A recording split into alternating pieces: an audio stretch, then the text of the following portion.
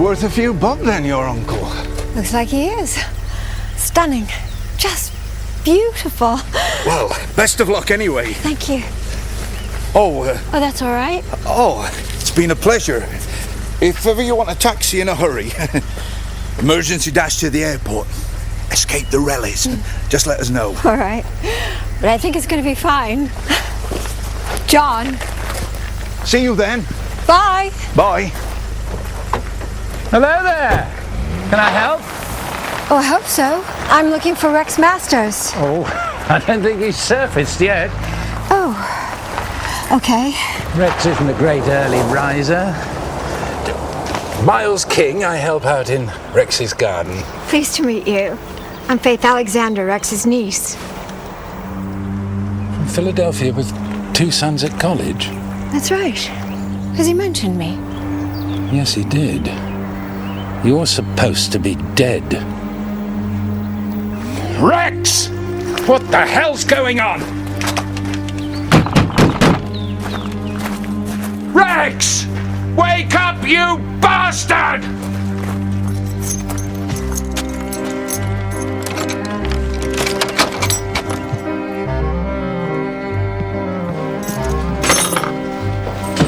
Rex!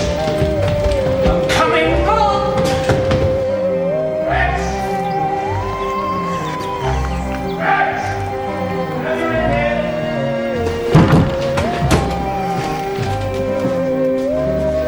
Rex!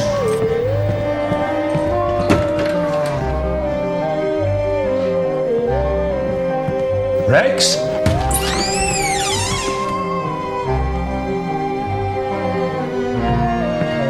Rex! Come out, wherever you are! Rex! Rex! Will you stop playing silly beggars? Rex! Where are you?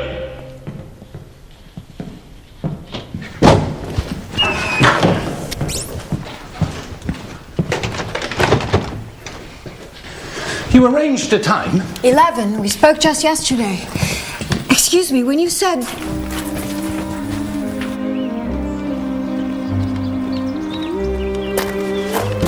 Rex!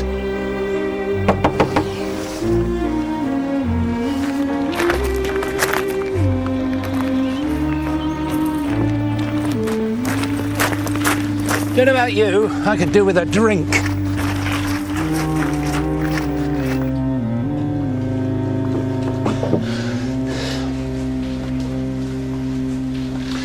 Can't be every day someone tells you you're supposed to be dead. No.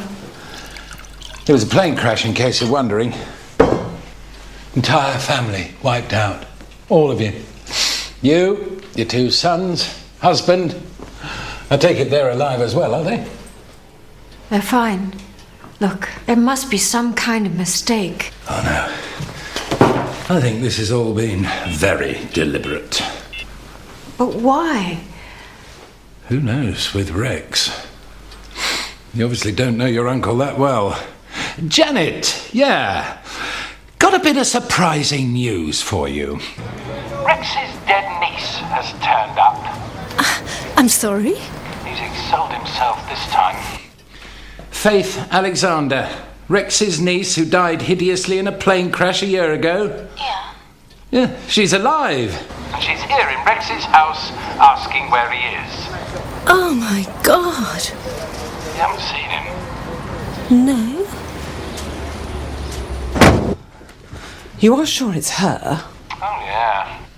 Why was she lied to us anyway? What is he doing? Yeah, good question. I'm going to have to pop out for a little. I'll be as quick as I can. What's happening? Mrs. Petro, you can see the doctor at 4:30. You know, Rex told us his niece and her family died in a plane crash. Well, she's just turned up on his doorstep, alive and kicking. What's that old rascal up to now? Do I look like I'm finding this entertaining?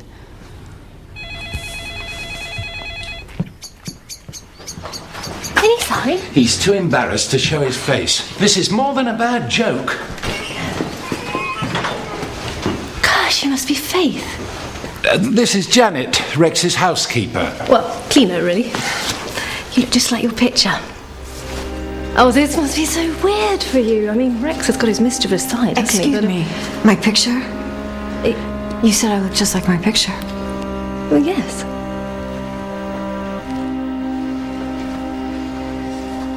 It's always had pride of place.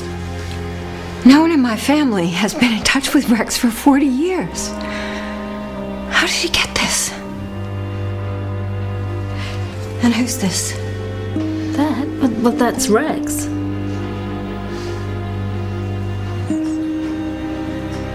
Hello?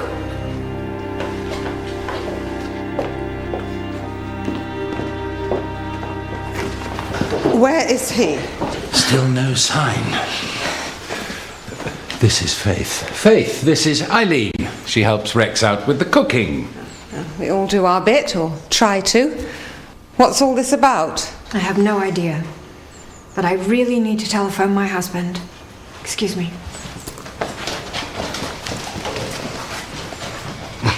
It's definitely her. God, this is so weird. Do you know something? Why would I know anything?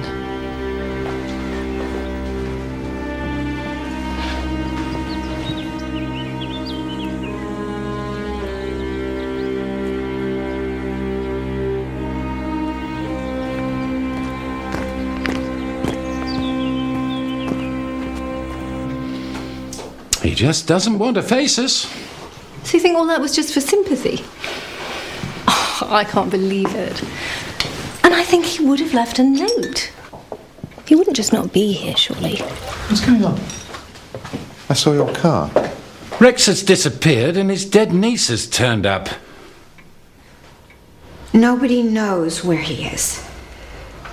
All right. I'll call you when I hear something. Bye.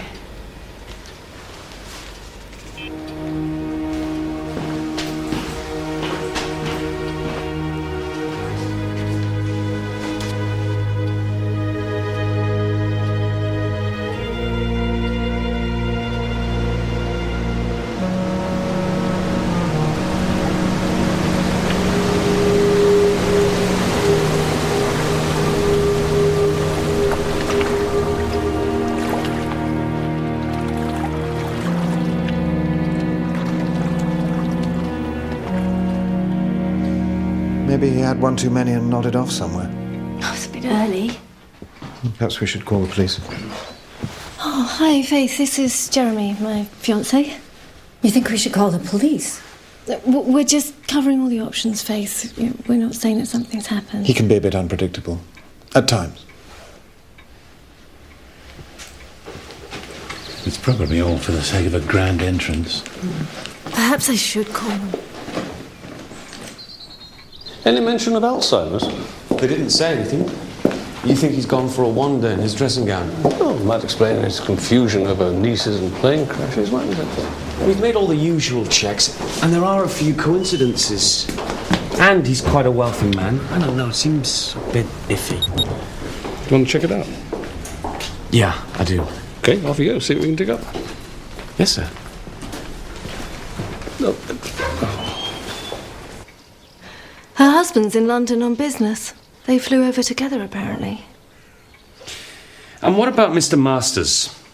Is there any history of mental problems? Dementia? Absolutely not. He's as sharp as a knife. He knows exactly what he's doing. And we've rung round everyone that we know, and there's no sign of him. Any idea why he might have come up with a story about the plane crash? He can be a bit of an oddball. Look, I'm sorry. I really have to be going. I have to get back to the surgery as well. No problem. You'll call me if anything happens. Yes, of course.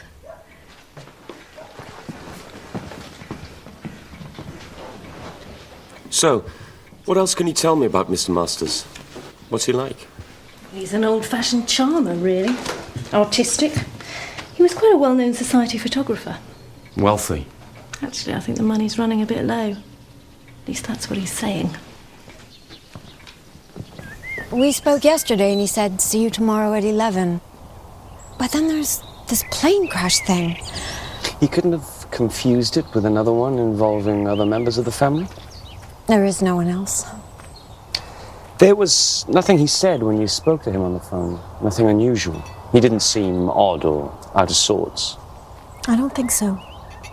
I don't know him that well, really. Just phone conversations. I've only been in touch with him for the last couple of months. The only thing that seemed a little odd is he seemed very interested in my health. That is kind of strange. I've always been lucky as far as that goes, but he seems very concerned. And then there's the photos. I mean, there's more than one. He's got recent pictures of your whole family in the study.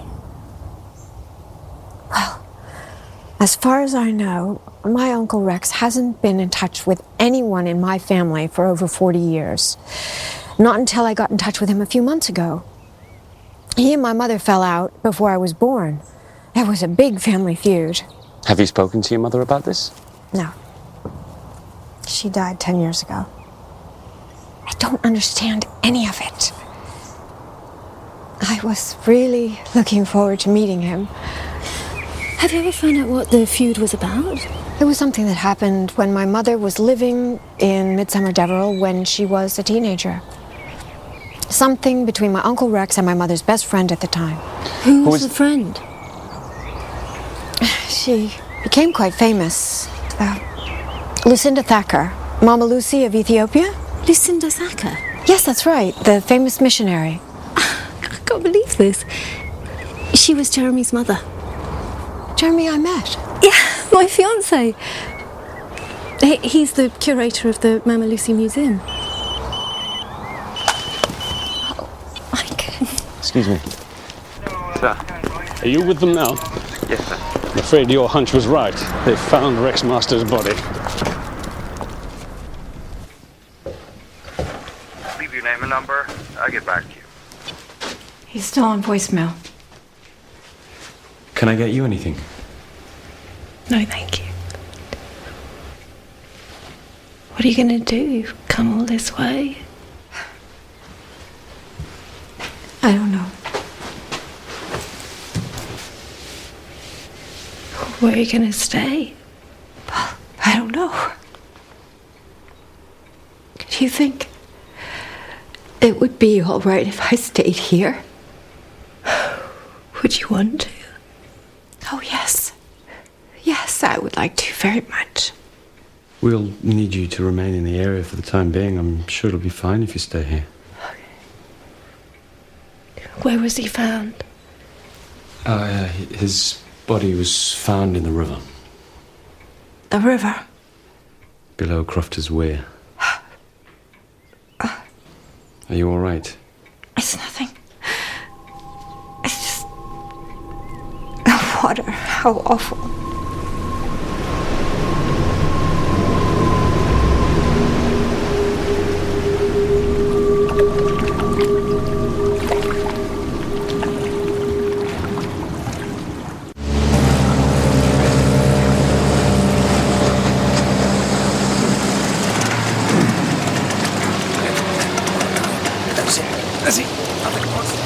The lady from the lockkeeper's cottage found him, or rather a dog did. Body was caught up in the branches over there. Abrasions to the head. Had a feeling it'd be something like this. Well, we don't know whether someone hit him and he ended up in the water, or he fell in, hit his head on the way down. I'm hoping the bollard will shed some light. It's a bit of a coincidence. This all happening as the long-lost niece turns up. And there's this stuff about the plane crash. I don't know what to make of her. She seems genuine. And the husband, he's up in London on business, yes? Yeah, they flew over together. She's still trying to get hold of him. Afternoon, sir. Afternoon.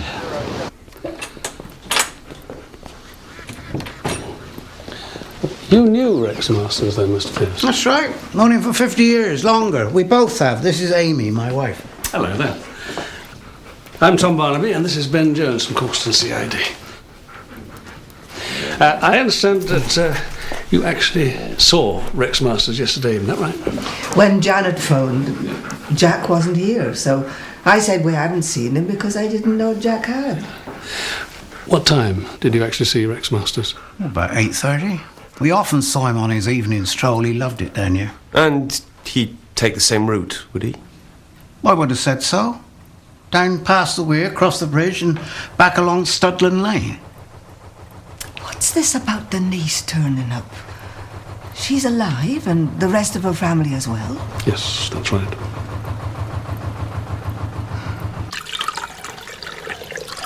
I know this place. So you'd never been here before?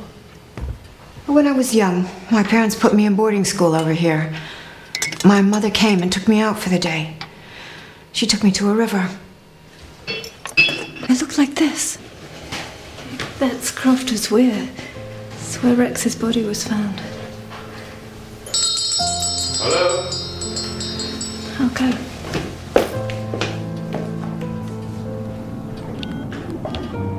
This is Detective Chief Inspector Barnaby. This is Janet Bailey. Sorry, I can't take your call right now. We don't know yet.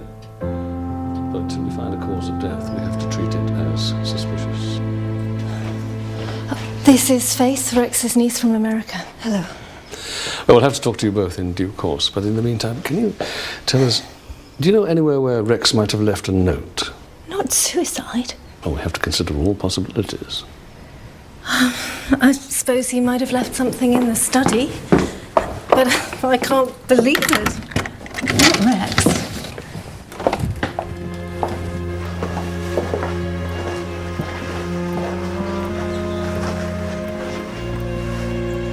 I was probably the only other person who came in here.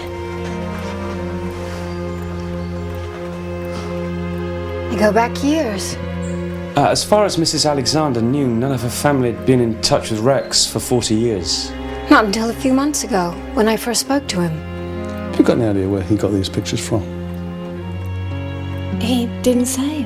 I didn't ask.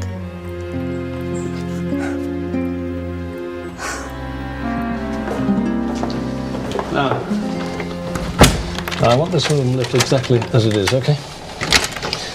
No other keys, huh? No. Okay. Who's his solicitor? Jane Benbow in Causton. It's Ivor Street. Right. You wouldn't happen to know who inherits, would you? Yes, I do, actually. I was a witness. And he told me. But would you mind telling us? Well, there were a couple of small bequests, I remember. I think he left a case of the Cristal champagne to Jane Benbow to lighten the load for being executor and for having such very pretty legs. That was very Rex. And the chief beneficiary is? Oh, Faith Alexander, his niece. I had no idea. I never met him. I swear I had no idea. It's okay, fine. And when was the will signed? It must have been about 4 years ago. Right. Now, there is the matter of the official identification of the body.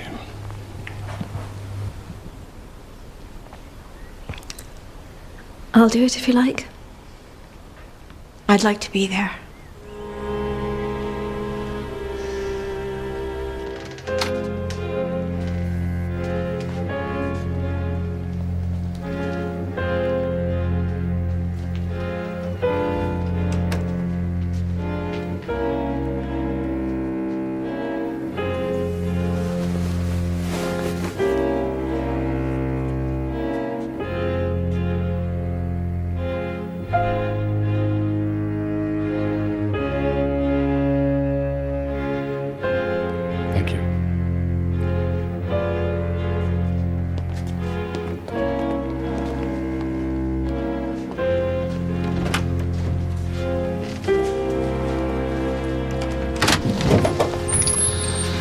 So what have we got?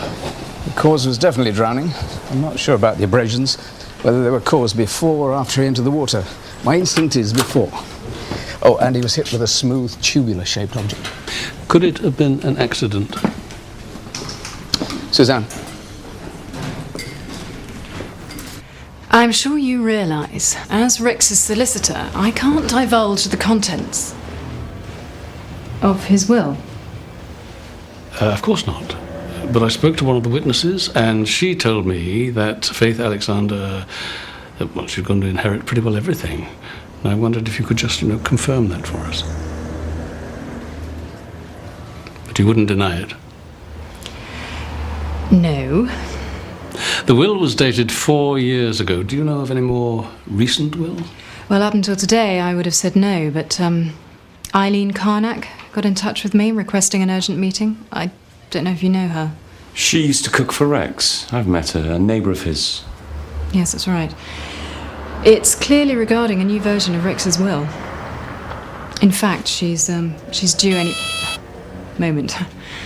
It would be very useful to us to learn the contents of that will.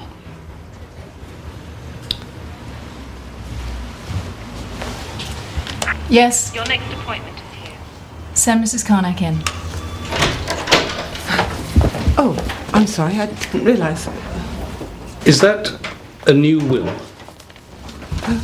Yes. Yes, it is. Would you mind awfully if I had a look at it? I'm Detective Chief Inspector Barnaby from Corston CID.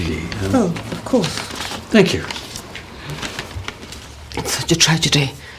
We've all been just so shocked. This is dated 6 months ago, with you as beneficiary of the entire estate. I think he wanted to reward me for the help I've given him over the years.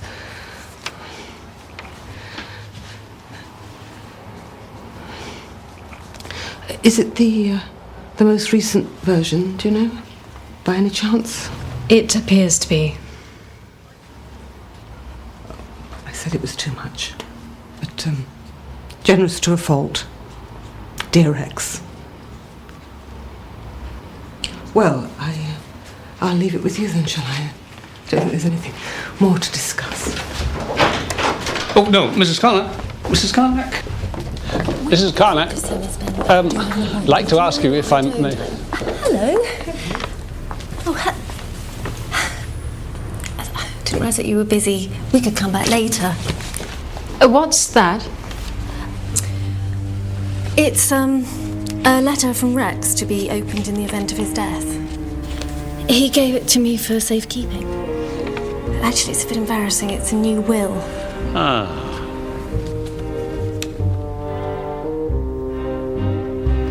It all seems to be in order. Dated just a couple of months ago. With who as the main beneficiary? It's me. He left everything to me.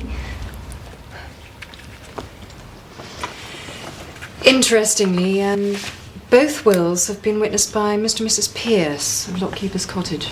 But it is definitely valid. Oh, yes. Unless another one turns up and on current form. Rex has been playing a little game with us. Irrespective of which will is valid, anyone who believed that they were the legitimate beneficiaries of Rex Masters' will, they would have had good motive to kill him. Need to ask both of you where you were between 8:30 and 9 yesterday evening. Janet. I was at home with Jeremy. That's right, we had an evening in. Eileen? Actually, I was at Miles's cottage. Briefly. I went round to pick up some flower pots he'd promised me, and I stayed for a quick drink. When did you get there? About 8:30. And when did you leave? About 9, actually.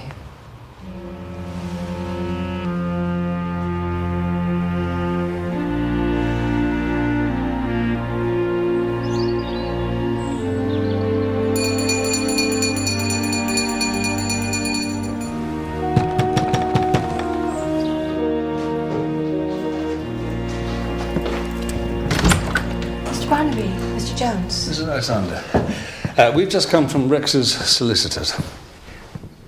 And it turns out that Rex made 2 more wills since the one 4 years ago, which had you as chief beneficiary. And I'm afraid that you're not mentioned in either. In fact, the most recent one, the one regarded as the legitimate version, that leaves the entire estate to Janet Bailey. Your uncle's cleaning lady, housekeeper? Yes, I know who she is. I can't say I'm not disappointed. But it was my Uncle Rex's decision. And I like Janet. She seems a very deserving person.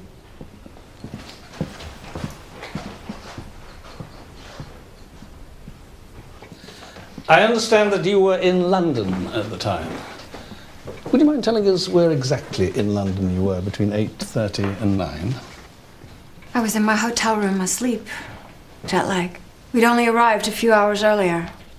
Can anyone confirm that? My husband. Anyone other than your husband? The people at the hotel. It's the Burnham in Piccadilly. Mrs. Alexander, why, after all this time, did you decide to get in touch with your uncle? I mean, just now. I know it must seem a bit of a coincidence. All I can say is, I don't know, I was feeling a bit nest empty. My sons are away at college. Somebody mentioned the Lucinda Thacker biography, which got me thinking about Midsomer, which got me thinking about family, which got me thinking about Rex. I knew that Rex was about 80. I thought if I was ever going to meet him, I'd better hurry up.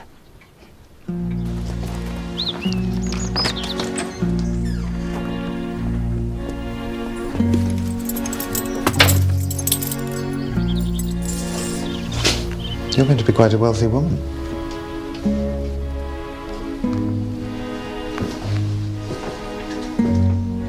Do you still want to marry me? Of course I do. What a thing to say.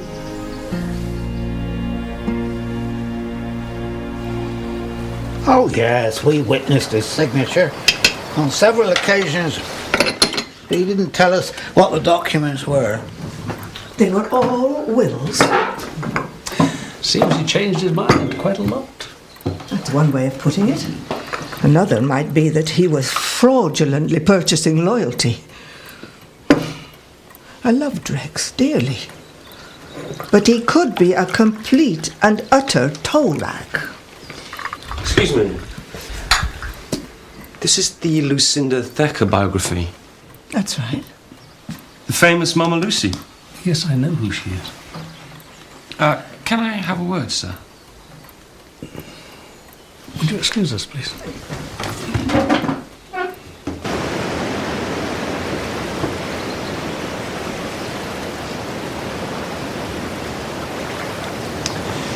Faith told me Lucinda Thacker and her mum were good friends when she lived in Midsomer, Davral, before she moved to the States.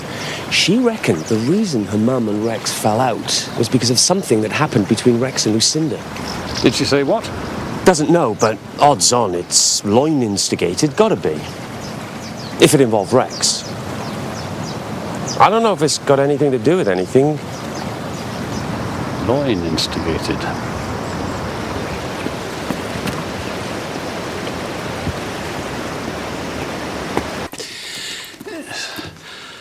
Written by Jeremy Thacker, the son. He takes his mother very seriously. Well, she was a truly remarkable woman in many ways, but beatification?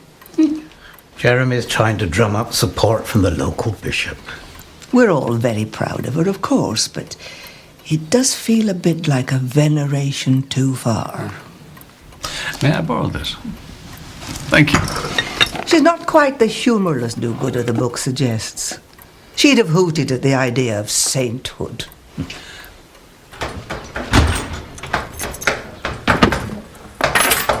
Eileen?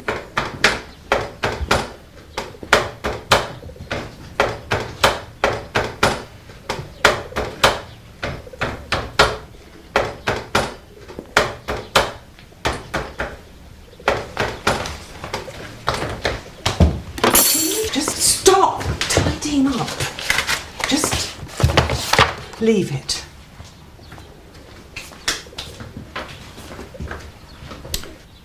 They're saying at the bars that you turned up at Rex's solicitors today with a will that had you as beneficiary.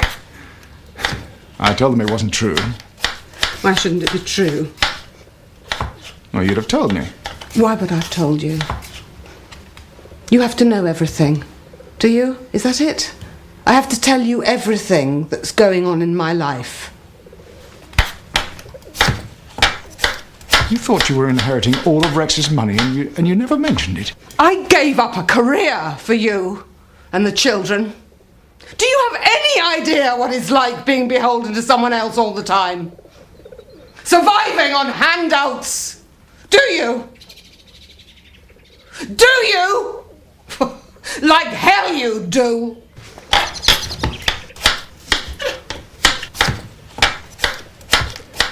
I'm sorry, I had no idea.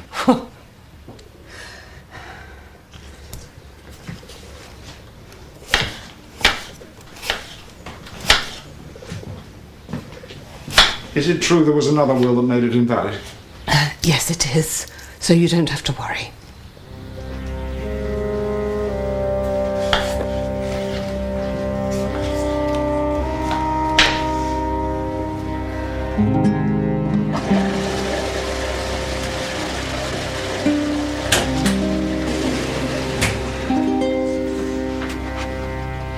What are you doing reading the biography of our local female missionary? I thought pulp thrillers were more your kind of thing. Well, since you ask, it has to do with a suspicious death we are investigating. A chap by the name of Rex Masters. Oh. What do you mean, oh? Did you know him? He's supposed to be the mystery man who had his wicked way with Lucinda Thacker. But you know, some people think she wasn't as innocent as her son made out in the book. Not in her teens, anyway. Apparently she used to run with quite a racy crowd. Joyce? Oh, pretty lady. How do you know all this? Causton Book Club reading list. Chapter 3.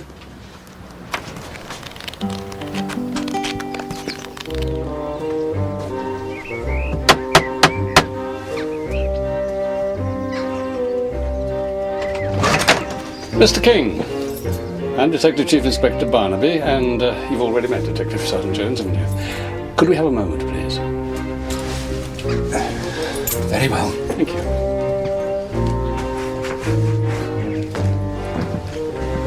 We need to ask you some questions about the night Rex Masters went missing. We're trying to establish what everyone's movements were at the time. What do you want to know? You were just going out, weren't you? Yes, I was. And you were going to see Mrs. Benbow. Why do you ask? If that's a will of Rex Masters you have there, and if that's dated any earlier than 2 months ago, you're wasting your time. It is, isn't it? May I? Wasting my time? Thank you, yes. 2 other Rex Masters' wills have come to light recently. Neither, I'm afraid, with you as a beneficiary. One dated 2 months ago, the other 6 months ago. Oh, and this one, 12 months ago. And the recent will of 2 months ago, it's valid? Yes, it is. Who is it? Who's the beneficiary? Is it the niece? No, it's Janet Bailey. Bastard! Bastard!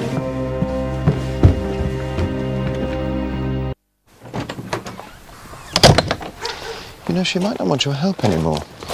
I feel I have to offer. She's on her own in a foreign country. Well, don't be too hurt if she gives you the cold shoulder.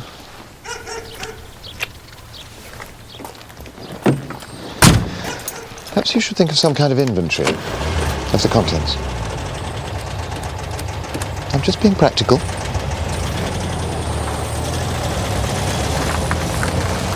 I knew it. I knew it. What an absolute bloody fool I've been. My God. Why did I ever believe him? Mr. King, may I ask, how long had you known Rex Masters? Oh, we went way back. Supposed to be friends. All that work I did for him. For nothing. Bloody nothing. How did the will with you as beneficiary, how did that come about? He always said he'd provide for me. So you made him put it in writing? Why not? He milked it hard enough. Never had any money to pay me. Oh, house rich, cash poor. Don't you worry, my boy. You'll be provided for. Who wouldn't be worried? It's not as if you've got any family to leave it to. Not anymore. I see. I've re-landscaped the entire garden out there virtually single-handed. What a wonderful job you've done. It's a triumph. Oh, why not? Who else deserves it more than you? Organize it. My signature is at your disposal. So, I should have known. And of course, once the will was signed, there were always some other little things he wanted doing, my boy. Like mowing the lawn twice a week, rebuilding the pergola, endlessly weeding those herbaceous bloody borders. I can't believe I did all that.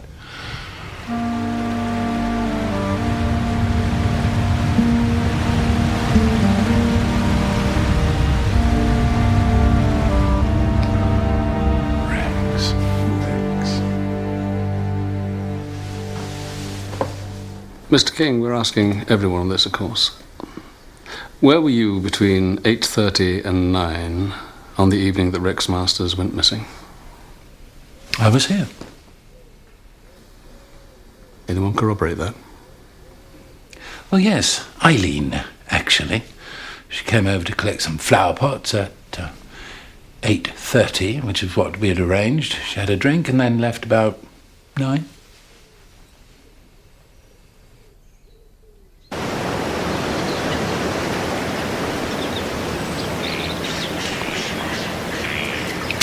Janet, thank you for being so kind. Well, anyway, I just wanted you to hear it from me. Hello? Hello there? Hello? I know that house. I've been here before. This is Amy Pierce. She knew Rex as well as anyone. Hi. Amy, this is Faith Alexander, Rex's niece. Yes. We've met before. Many years ago. Your mother brought you here. Rex asked me to act as an intermediary, to try and broker some kind of peace. But your mother flatly refused. She wanted nothing to do with him. I don't remember that. She told you to go into the garden. And I went to the weir. That's right. We couldn't find you. It was a man.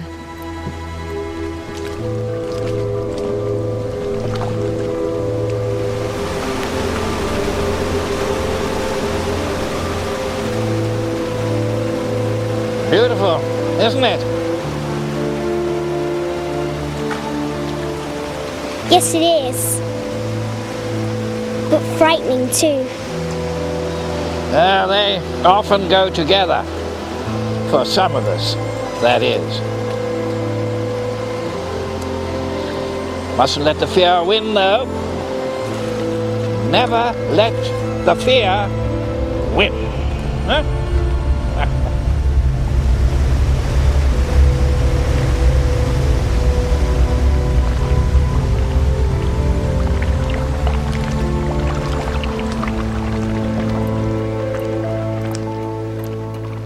Mrs. Pierce, did you stay in touch with my mother? No. I think she rather saw me as being on Rex's side, which I wasn't. Do you know what the feud was about? I know something happened between Lucinda and Rex. It wasn't spoken of. Wasn't there any gossip? There's invariably gossip, but I endeavor always to forget the words of idle tongues. He was always making out he was hard up. Always asking favours.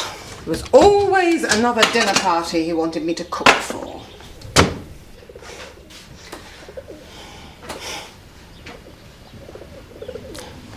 I never seem to say no. Don't know why. I can't withdraw the invitation. Doesn't it ever occur to you that I have other things to do? You might even offer to pay me. I would. Of course I would. But you know how it is. It's the bloody bank manager. And yet you have all these people to dinner. Well, I know I have no right to ask this of you. Why don't you sell a painting? Or a statue or something? I know you don't mean that. I know you wouldn't want me to sell my babies. He said he'd be dead soon. And that he'd leave everything to me. So long as I let him taste my pavlova one more time. I told him I wanted it in writing.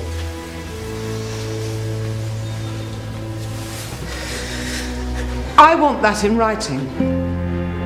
Of course. Of course you do.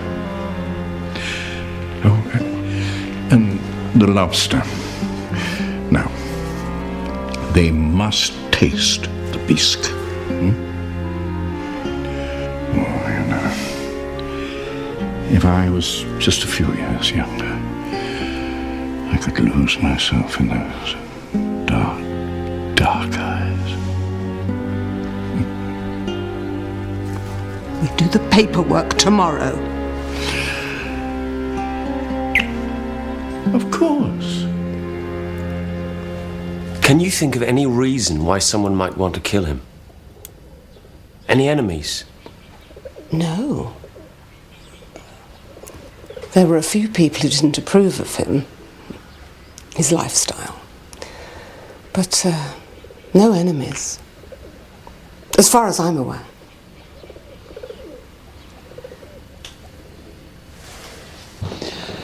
Just one more thing, Mrs. Carnock, if I may. Close as you are to Rex Masters' place, did you notice anything unusual round about the time he disappeared? No. Oh, this is Richard, my husband. Dr. Carnock. I'm Detective Chief Inspector Barnaby. This is Detective Sergeant Jones. We were just asking your wife, whether she'd seen anything unusual around about the time that Rex Masters disappeared. I've explained there was nothing. Well, actually, I did see something. On my way back from the pub, I suppose it was about 9 o'clock, a man sitting in his car outside Rex's house. Why didn't you mention it before?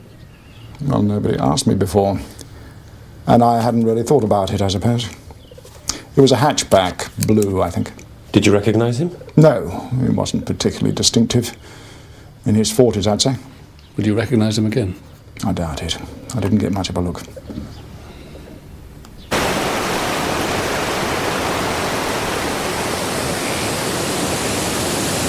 It was here. Don't let the fear win. That's what he said to me. That's what Rex said to me 30 years ago, right on this spot. I know it was Rex. Sounds like the kind of thing Rex would say. Talking to him these last couple of months on the phone, getting to know him, we just clicked,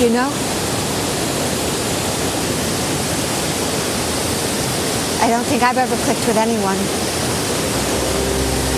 Of course, the house is...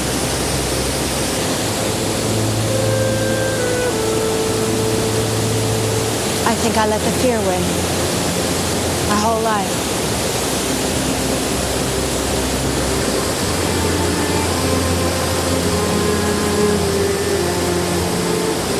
Compromise, safety, doing what was expected. Look at me. Jeans and sneakers. Hiding. It's not me. It's not. I don't think it ever was. Well, look, I don't know too much about the philosophical stuff, but we can do something about the clothes.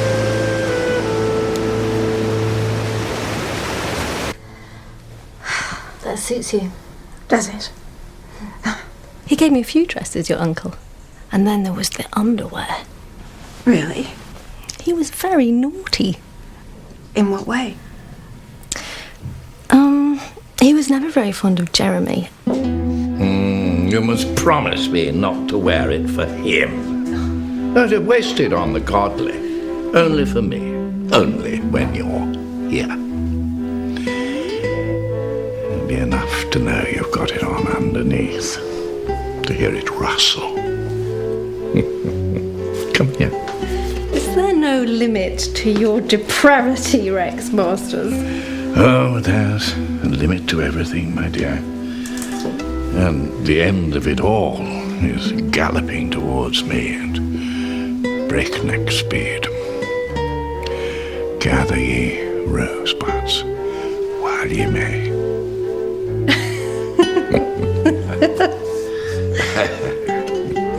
Try it on for me. Go on. And I'm afraid I did.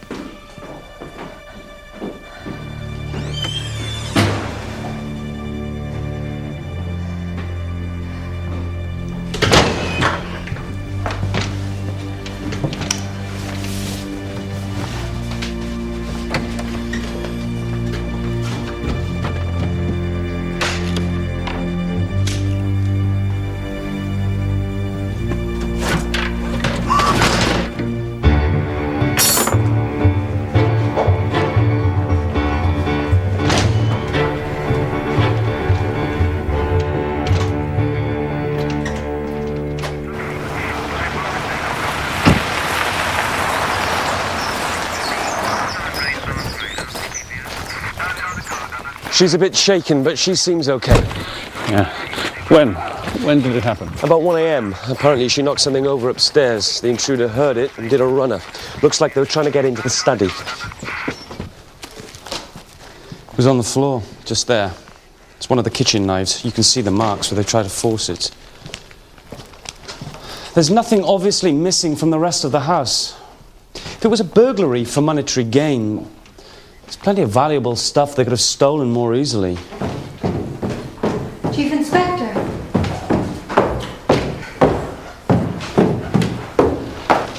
How are you feeling? Okay. I'm sorry, it must have been very frightening. I was terrified, actually. Fortunately, I think he was as well. He ran away as soon as he heard me clattering around upstairs. So you didn't see anything? No, I'm sorry. I was about to make some coffee. Would you like some? Yes, please, thank you. Okay.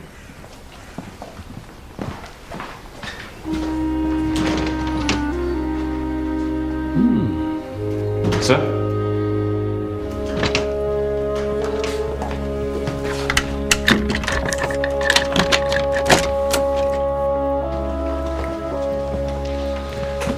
Maybe whoever it was after another will. Seems to have been pretty keen on them. Better put an officer on the front door in case whoever it was comes back for another try. Oh, it's going to take a long time to look through all this. I think it's connected to Rex's death. Well, if it isn't, Jones, it's a very big coincidence. I know something else about Rex Masters. In the Mama Lucy biography by the son Jeremy Thacker, he says that when his mother was a young woman back in the early 60s, she was sexually assaulted by an older man who abused his position of trust, and that she never really recovered from that. Apparently there was much local speculation as to the identity of this Mr. X, but it looks like, may well have been, Rex Masters. So that's what the feud between Rex and his sister was about. You don't think Jeremy was trying to avenge his mother's honour? He was taking his time about it, if it was. Hello. This is Jane Benbow. Hi. I've just been going through some of Rex's finances, and well, I found something that I thought you should know about.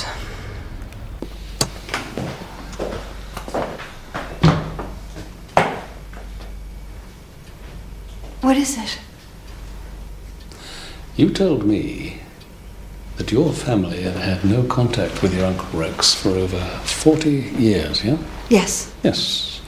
But we've just discovered that your Uncle Rex was making large, regular payments amounting to many tens of thousands of pounds into an account in Philadelphia in your husband Alan's name. Now, the first payment was made some 10 years ago and the last 1 year ago. Oh, my God. Were you not aware of this? No. As far as I know, my husband has never met Uncle Rex. He has never had any contact with him at all. We'll need to talk to him. We'll both need to talk to him. He arrives in an hour.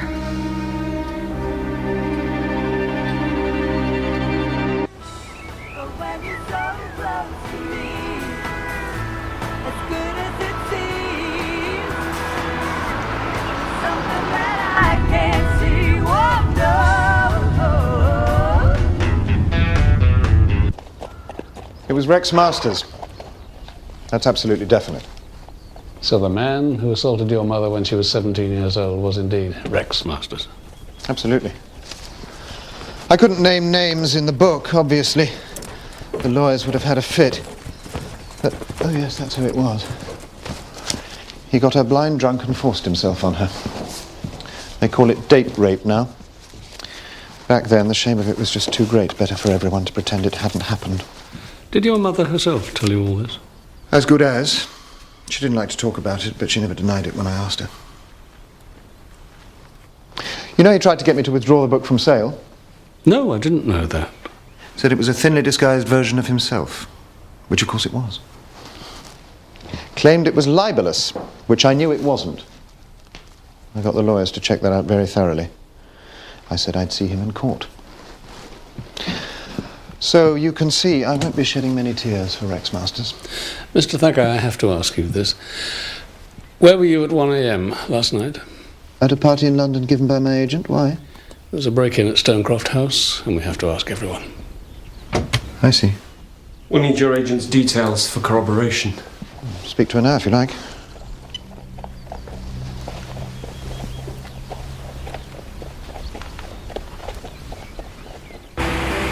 Why did we have to fight? Can somebody? I'm paying for my sin.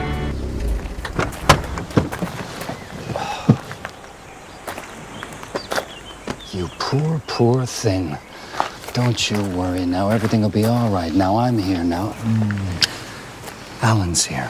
Blue hatchback. This is Detective Chief Inspector Barnaby and Detective Sergeant Jones. Hi. How'd you do? Terrible thing.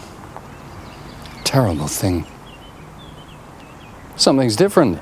A new hairdo? What is it? Mr. Alexander, we'd very much like to talk to you about the large sums of money you received from Rex Masters over the 9 years until last June. Oh, of course. I think I know what you're talking about. Yeah, it's a little misunderstanding. Don't you worry. We can sort it out, guys. I really want to know what's going on as well. Money from the account of Rex Masters, over here, to the account of Alan Alexander in Philadelphia. Several payments there, you see, amounting in total to £160,000. Now, I don't know what that is in dollars, but it's certainly quite a lot. So if you could start at the beginning, please. Okay. This is not easy for me. I suppose I first got in touch with Rex, I guess 10 years ago, when Faith started to get her medical problems. I know we should have had sufficient insurance, and I blame myself. I knew Rex was well off, so I phoned him on a long shot in the hope that he could ease the pain for my dear Faith. Should I have let her continue to suffer? I couldn't do that. Didn't Rex want to talk to her, to Faith? Well, they were the women's issues. And I explained that to Rex. And Rex accepted it? Actually, he insisted that I didn't tell her he was helping. All he wanted in return was for me to keep him informed about the family, that was all. The photos? Oh, you know about them, yeah. I sent him photos from time to time. Funny. Faith told me she's always been very lucky with her health.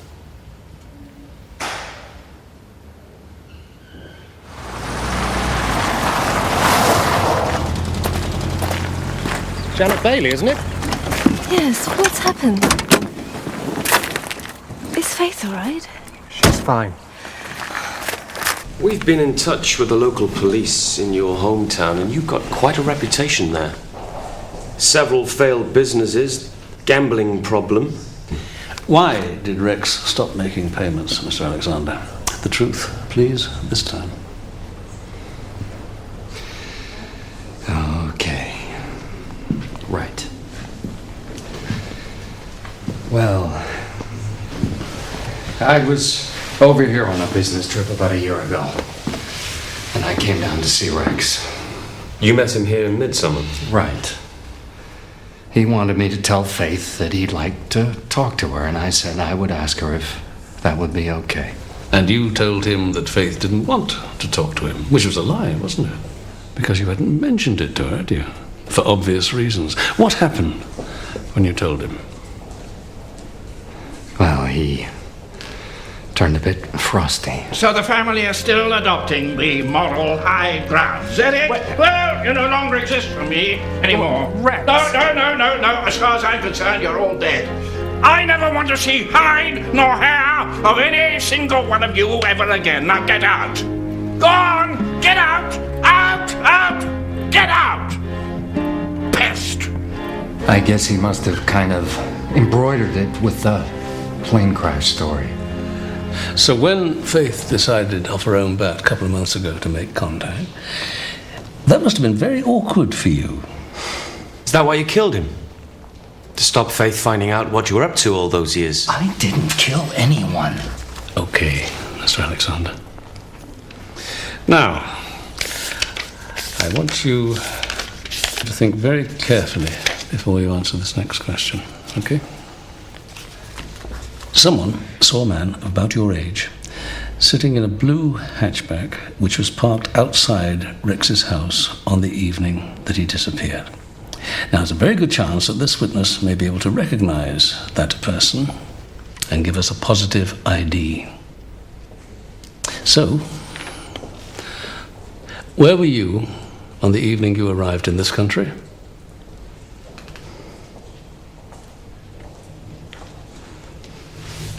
I was down here. I'd already spoken to him and persuaded him not to mention the money. I just wanted to make double sure. Double sure? As in knocking him over the head and pushing him in the river? I did not kill him. I to his house and he wasn't there. What time was that? Around 8:30. I guess I waited until 10. I had to get back to London. What? The estimated time of death is sometime after 8:30.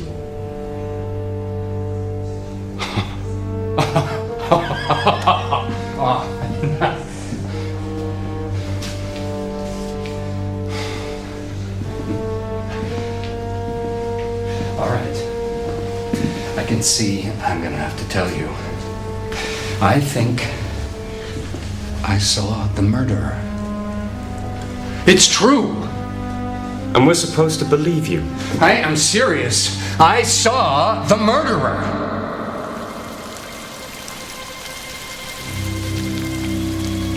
I've been sitting, waiting in the car. It was dark. I was just thinking about giving up when I saw a figure appear by the front door. Couldn't work out where it came from. And before I could get out of the car, whoever it was had let themselves in. I thought it was kind of weird because they didn't turn on the lights.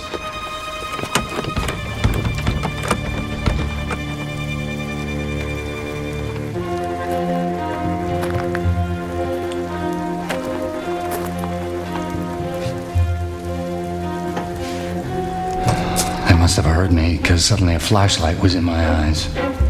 Whoever it was ran off out the back door. And I could hear someone in the backyard knocking stuff over. What did you do then? What could I do? I had to get back to London. I just had to hope that Rex wouldn't mention anything to Faith when she came down. I guess he was already dead.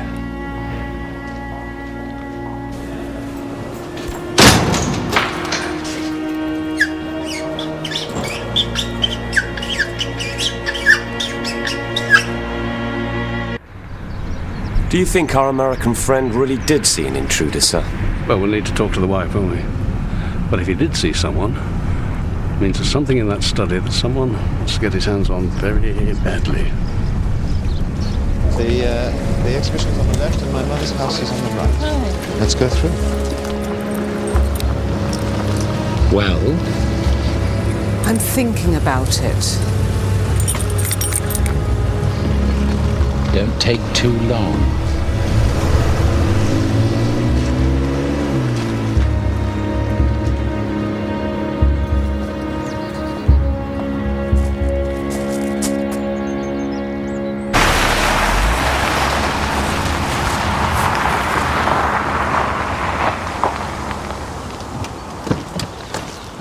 She's gone for a walk, sir, with her friend, Janet Bailey. I see. Thanks so much. Everybody says you have to work at marriage. You have to tough it out. Maybe there really is a reasonable explanation. No. I've been hiding the truth from myself for years. I was just too scared to admit it.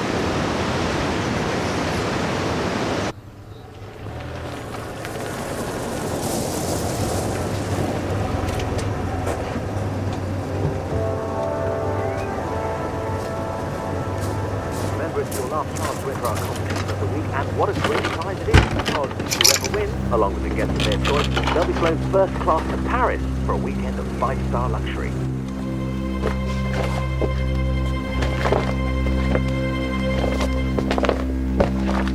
And how about that? No wonder so many of you have already entered, and for those of you who haven't, then we're going to give you the chance.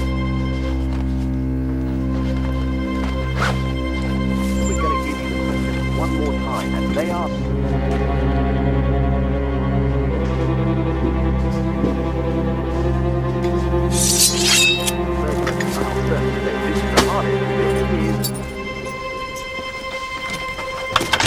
Remember, it's your last chance to enter our shop. Remember now that the only way of entering this is if you actually do it by email now, because it's too late by post, and basically these days you can enter competitions any way you like. You can do it by email, by phone, or by post. In the old days, it was answered on a postcard, please, but these days, whatever way it is.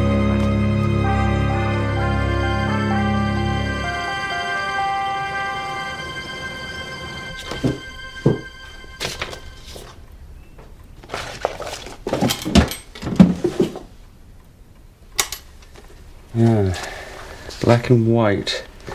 I suppose that makes it erotica rather than porn. Very tasteful. A bit of extracurricular photography. Never realised they had such adventurous sex in those days. Oh, that's when it was invented, Jones, in the 60s. Do you know nothing? Aha. Looks like the erotic photo career spans several decades. You can see what he meant about the legs. Don't think the Law Society would be too impressed, though.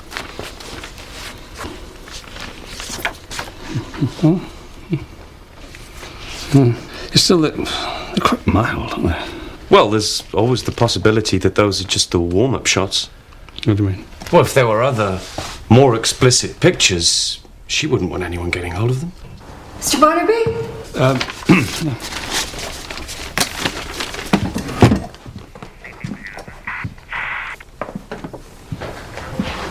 Where's my husband? Well, we're keeping him at the station for the time being.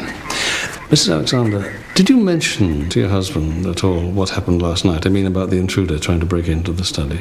No, I didn't. What did my husband say about the money?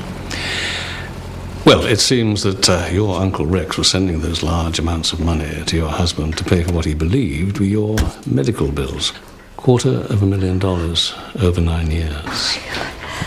Oh, my God. It's official. My husband is a con man. Miss Bailey, we have to ask everyone where they were at 1 o'clock last night, so I'm asking you. Where were you? I was at home in bed. Jeremy was in London, at a party given by his agent. Oh, yes, we know that. We've spoken to him. Confirmed by several other people. There's just one thing. On the night of Rex's disappearance, when you were at home with Jeremy, are you sure about the timings on that? I mean, you definitely were there between 8:30 and 9, were you? Yes. Why are you asking? I just want to make things absolutely clear. I was just thinking, sir. What if Mrs. Alexander made up the whole thing about someone trying to break into the study last night? Well, why would she do that? Maybe she wanted to get in there herself. She made a mess of the door frame. That's her explanation for it. And why is she trying to get into the study? Another will? Oh, look, Jones, if there is a more recent will and she's a beneficiary, it's still a perfectly legal document, isn't it? Why not wait for us to find it? Looks more convincing. She thought it would get us to look through the study more quickly. I'm digging a bit of a hole for myself. The simplest explanation is often the right one. Today's weather in the radio course Midsomer area. Today's temperature high is going to be about 77 degrees and a low this evening of about 62 with a 50% Right. of breeze swinging He's in the middle of unloading his shopping and got a phone call. Don't forget, coming up after the news, we've got traffic and travel with Amanda Burke. Then again, Traffic and travel coming up here on Radio Corson. You're listening to Dan Robug here on Radio Corson with Midsomer and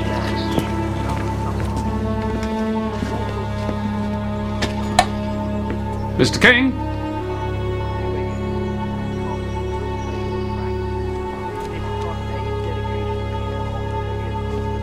Hello? Anyone home?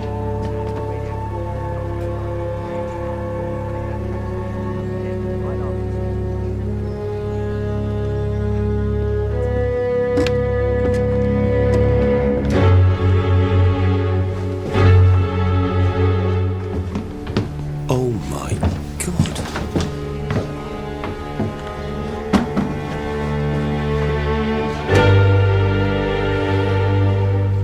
Eileen and Miles. Thank you very much for coming. Goodbye. You must be so proud.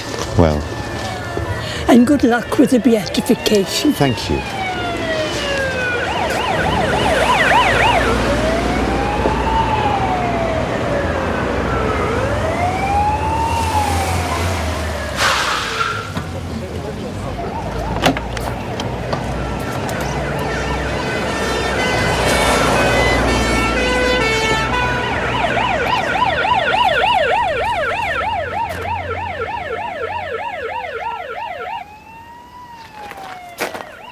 Seems like it was pretty quick for both of them. And recent, very recent.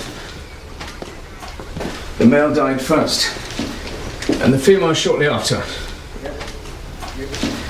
Surely you'd need a lot of strength to stab two people. Could a woman have done it? Oh, yeah.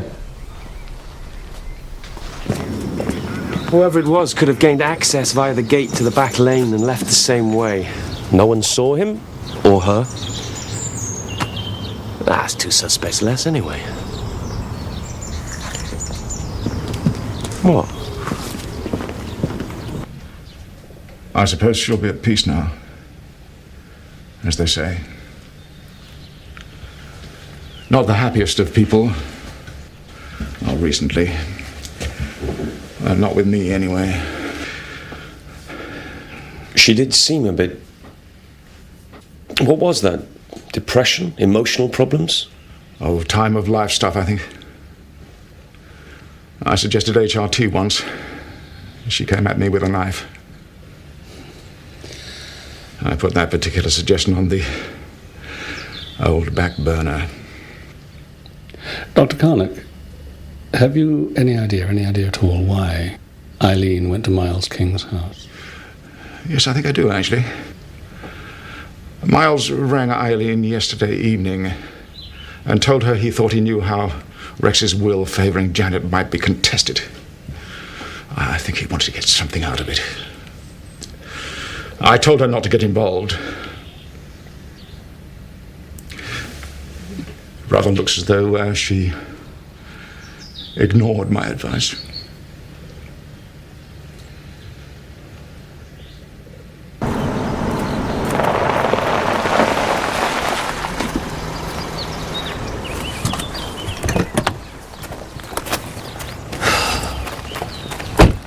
Eileen Carnac and Miles King. I know. Who would do such a thing?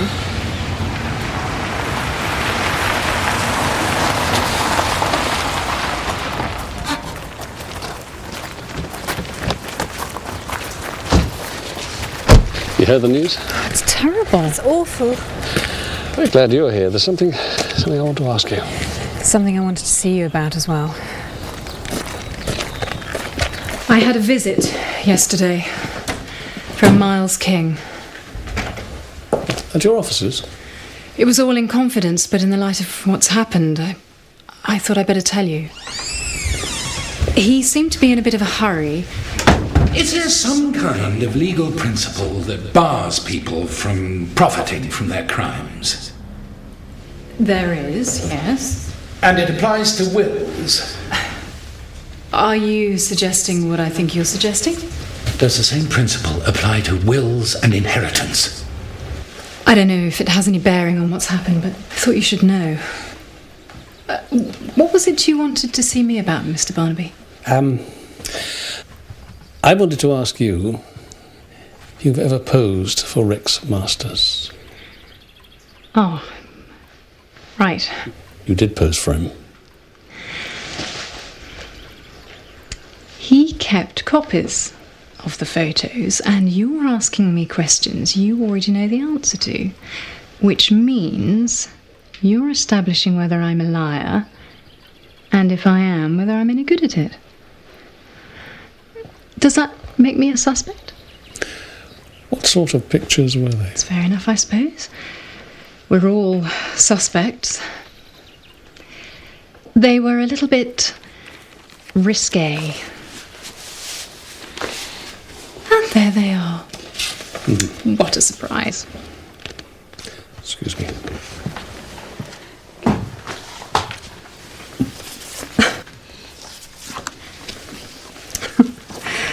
Rex suggested they might make a good birthday present for my husband. He had the habit of, bringing out the naughtiness in people. Where are the others? What others? Well, he wouldn't have taken just 3. It was a while ago now, but I don't think he took any more. Certainly nothing more indiscreet. If we believe what Mrs. Benbow was saying, and what Dr. Carnac told us, then it looks like Miles thought he could prove that the murderer was the beneficiary of that latest will. Which means I'll have to reassess my take on Janet. She's been convincing. Yes, and so has her husband-to-be. Do you think he provided her with a false alibi? I suppose he'll do all right out of it when he marries her, but he's the son of a missionary. Would he really do that? Hang on.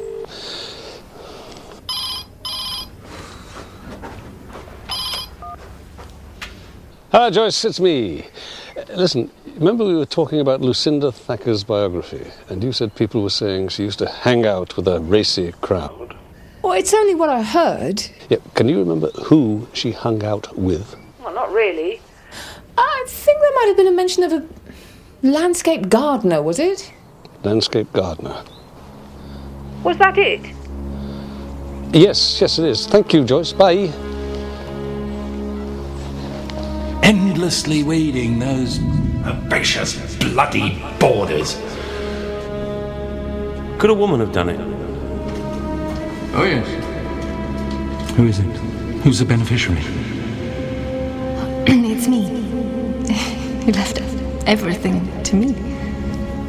He ran away as soon as he heard me clattering around upstairs. Is there some kind of legal principle that bars people from profiting from their crimes? Miles rang Eileen. He told her he thought he knew how Rex's will favoring Janet might be contested.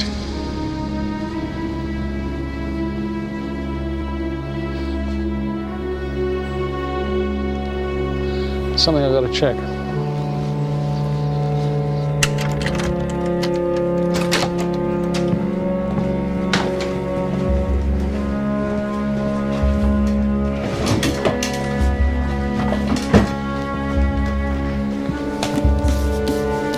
What is it, sir?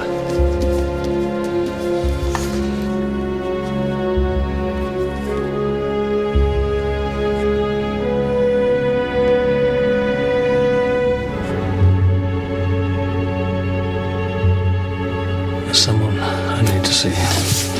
You keep an eye on things here.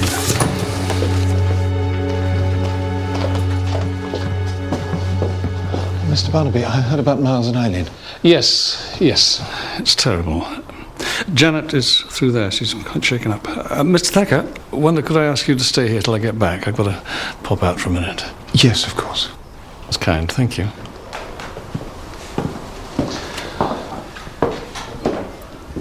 Lock that door. Sir?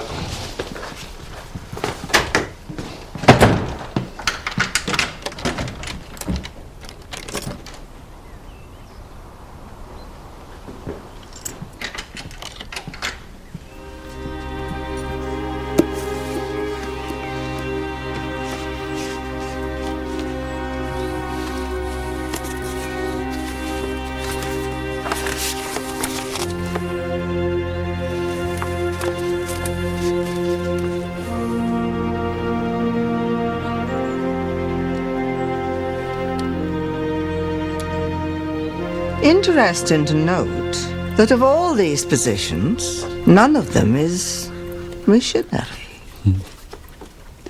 You're absolutely sure that is Lucinda Thacker? Absolutely. And Miles King. I'm not sure who the others are. Here. That's not your bottom, is it, Jack? No. Suddenly everything is much clearer. How do you mean, clearer? Lucinda never talked about what actually happened. All she said was she'd drunk too much and Rex took advantage of her. We all assumed that he'd forced himself on her, and she did nothing to deny it. Oh, it's obviously Rex taking the pictures. Oh, it's Stonecroft House. That's the kitchen table. I recognise the pepper grinder. You can't say she was drunk and incapable, can you? Yeah. You know they made up towards the end. She knew she was dying. They met one day on the towpath. A bit accidentally on purpose, from Lucinda's point of view, I think. Amy? She must have felt guilty about it all. Anyway, we watched them, didn't we, Jack? We did, yeah. I think they buried the hatchet. He never talked about it, but I think that must have been one of the reasons why he tried to get in touch with his niece after Lucinda died. And then that son of hers dragged it all up again with that book.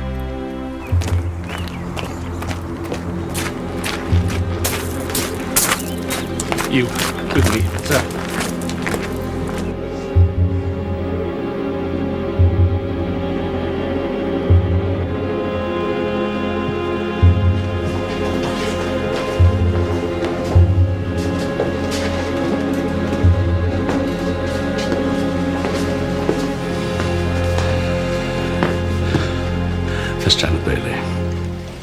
I am arresting you for the murder of Rex Masters. Oh, no. You do not have to say anything, but it may harm your defence if you do not mention when questioned something which you later rely on in court. Anything you do say may be given in evidence. What are you talking about? You understand? I didn't kill Rex. She can't have done. She was with me. And I should be very careful what you say too, sir, if I were you. False alibi. We're talking about a possible conspiracy here, perverting the course of justice. Because it was a lie, wasn't it, your alibi? Don't say anything. We'll get a solicitor. Wasn't it? Janet! I'm sorry. But I didn't kill Rex. Didn't you? I was scared. When I realised that I was the only beneficiary of Rex's will, I started worrying that I would be the main suspect. Especially as I didn't have an alibi. I was alone at home. How could I prove that? But I did not kill Rex. Yes, you thought Jeremy was doing you a favour, didn't you? Giving you an alibi. Didn't occur to you that he was getting himself one at the same time, did it? I was at home with Jeremy. That's right. We had an evening in. It was Jeremy who suggested that you needed an alibi, wasn't it? You're not accusing Jeremy of murdering Rex. You said that the person who broke into Rex's study that night was the murderer. Well, Jeremy was in London, so it couldn't have been him. Well, I was wrong. The person who was trying to break into the study the night Rex died was indeed the murderer. But I believe the person who broke in the night Faith was here, that was Miles King. And he was trying to find the same thing that Jeremy was trying to find. A set of very interesting photographs. See, Miles believed that Jeremy had killed Rex. And he thought if he could prove that you had given him a false alibi, he could make that will, the one which had you as the chief beneficiary, null and void. See, there's convention, English law, not allowed to profit from your crimes. Now, either he was doing that, or he was trying to blackmail Jeremy with the photographs. I'm not sure about his exact plans. What were your exact plans, Mr. Thacker? What photographs? You keep talking about photographs! You know what these photographs are, don't you, Mr. Thacker? Well, of course you do. Because Rex showed them to you, didn't he? And you were so appalled at their contents, so afraid of how they would destroy your mother's reputation that you were quite prepared to murder to keep them away from the press, from the tabloids. Because that's what Rex said to do, wasn't it? Unless you withdrew the biography from the sale. See that very naked lady there? That is the teenage Lucinda Thacker, Jeremy's mother. And the young man on top of her, enjoying her, that's Miles King. He drugged her. She would never have done such things. You killed Rex. You killed him. He was vermin! Decadent, debauched vermin! Why could you never see that? He was nothing compared to Mother. Of course I killed him. God! He called it a light orgy! You are pathetic.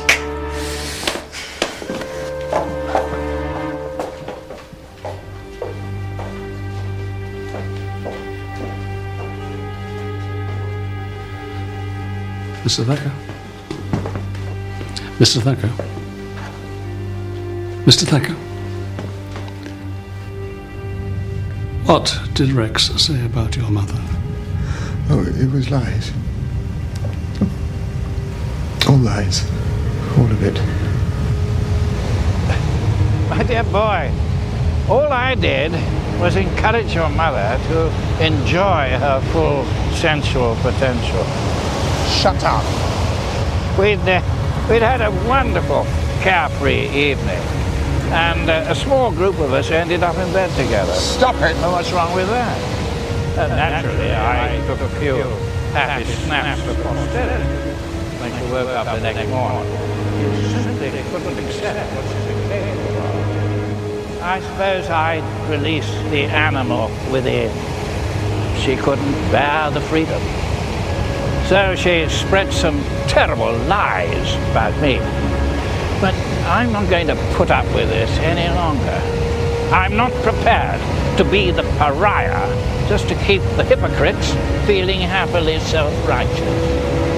So you can take your dreary book off the shelves. I want those negatives. You're trying to frighten me off? Won't stop the truth coming out. Think of all the other people in the pickies, huh?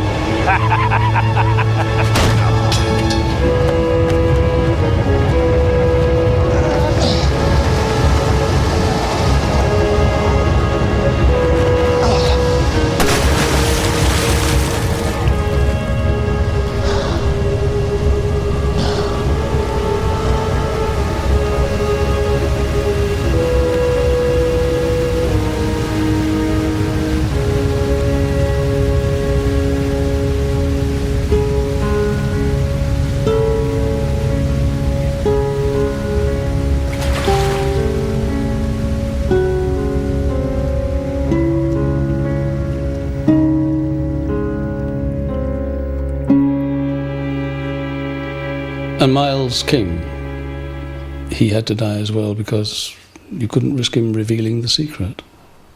They were of no value to humanity. They were nothing. Eileen.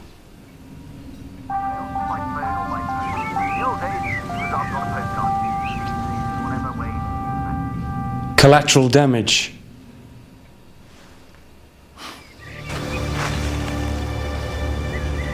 Miles?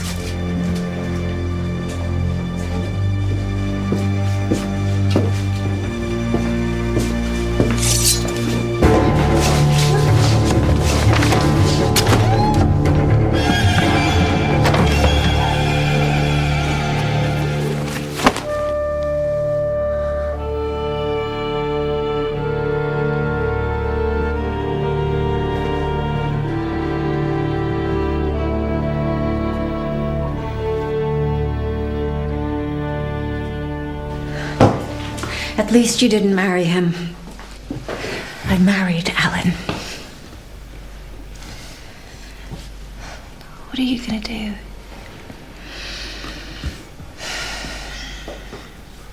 Victimhood is a state of mind. I think a whole new future beckons. What do you think?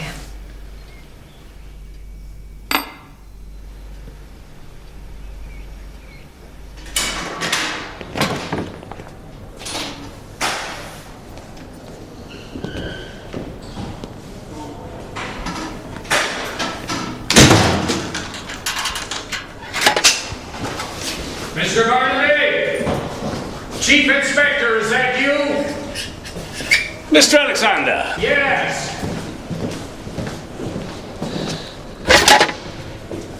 Your wife would like to see you before she sets off.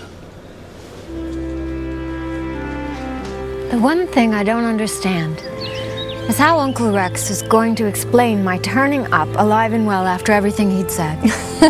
I don't think he'd have been too bothered. He'd have denied he'd ever said anything, or claimed it had been a huge misunderstanding. And if anyone persisted, he'd have made them feel very small and boring.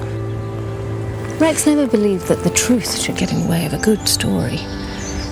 He wanted life to be entertaining and dramatic, and if it wasn't, he'd make it that way. Where's Mr. Barnaby?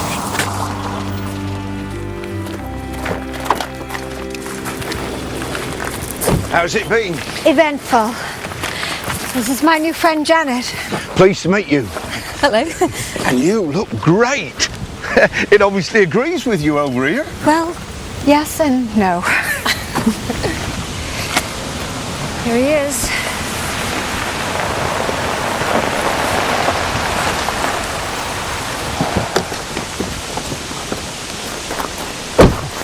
What's happened? Where are you going? We don't know yet. I've decided to share the proceeds of the will with Faith, and the first thing that we're going to do is go on a long holiday. While we're away, I'll have my lawyers instigate divorce proceedings. Your lawyer? I don't want to have anything to do with you ever again. It's over. Heathrow Airport, John? Absolutely. We'll take it from there. No problem.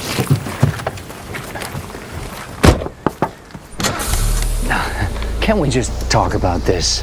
I think you're being impulsive, Faith. You know you do that. Come on now, let's just think this through. It's worked out really well. Because if I had inherited, you probably would have gotten half.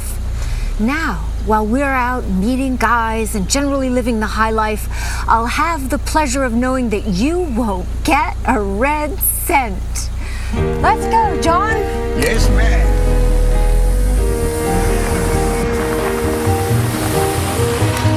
Bye, Mr. Barnaby. Bye.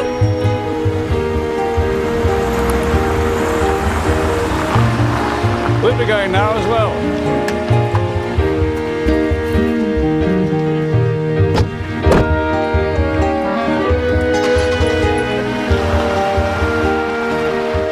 I think Miss Bailey and Mrs. Alexander are going to have a pretty good time. What, in a lawing, instigator sort of way? I hope so.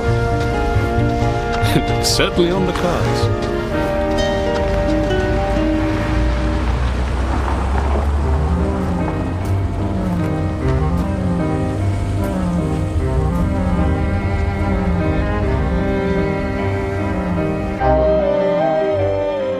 If you missed it on Saturday, Jason Donovan, Amanda Holden and Katie Mellior are chatting to the pub landlord tonight.